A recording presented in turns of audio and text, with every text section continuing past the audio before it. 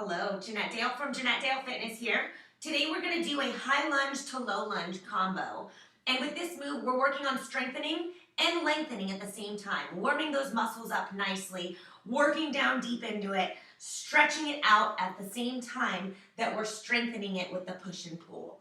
Setting it up, our feet are hip width apart. You're going to step one leg back, keeping that distance between your feet, meaning you're not on a balance beam, but you're on a railroad track to increase the stability in this move, keeping your core nice and tight, pushing into the back leg so the back leg is as straight as possible and you're propped up on your toe in the back.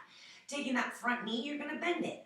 This right here is your standard lunge. It's more of a flexibility-based lunge rather than a strength lunge, all right? Because you're feeling that nice stretch in the hip flexor right here. The other lunge option is to bend that back knee. I want you to keep it as straight as possible, okay? So low lunge, you're going to hinge forward. That belly button is going to be pulled in. If you need to modify this, simply put your hand on your knee. Pushing through the heel of that front foot, making sure your knee is not going past your toe. This is your low lunge, or this is your low lunge. Hands reaching down towards the ground. Not just resting on this leg, but fully engaged in your core. Low lunge to high lunge. Standing it up. I want you to push through that front leg so it straightens. High lunge, low lunge.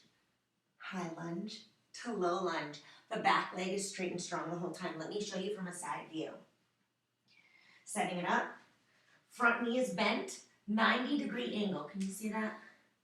There we go. So if you are like this and your knee is too far, you'll feel that pressure in your knee. You need to make that adjustment and make sure you're driving through the heel of that front foot. Your toes should always be able to wiggle.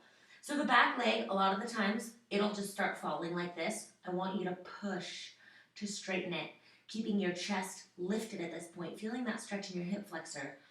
Low lunge, belly is in. So you're not just laying on your leg like this. Your chest is still up. Low lunge, to, wow, as I fall over. Watch out, that could happen to you too, you know. To high lunge, low lunge, to high lunge. It does take balance, and that comes from your core and making sure you have a nice solid base. Reaching with your hands down and reaching with your hands up. Exaggerating every move. Power through those fingertips. Reaching down for the floor. Reaching up to the sky. Reaching down. Reaching back up. Everything's coming from your core as you lower and you lift.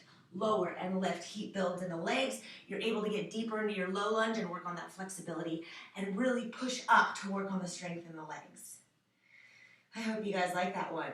Take it nice and slow until you get familiar with it, and I promise you, you'll feel stronger every time you do it.